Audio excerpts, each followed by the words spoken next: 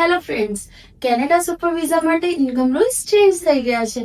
હવે એપ્લાય કરવાનો થઈ ગયો છે બિલકુલ ઈઝી.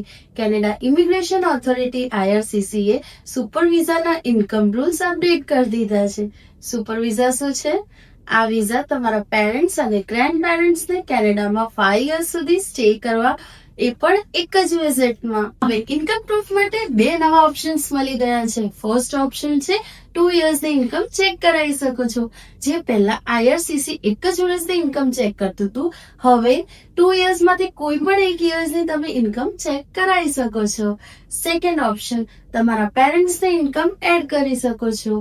જો તમારી ઇન્કમ ઓછી છે તો તમે તમારા પેરેન્ટ્સ કે ગ્રેન્ડ પેરેન્ટ્સની ઇન્કમ એડ કરી શકો છો.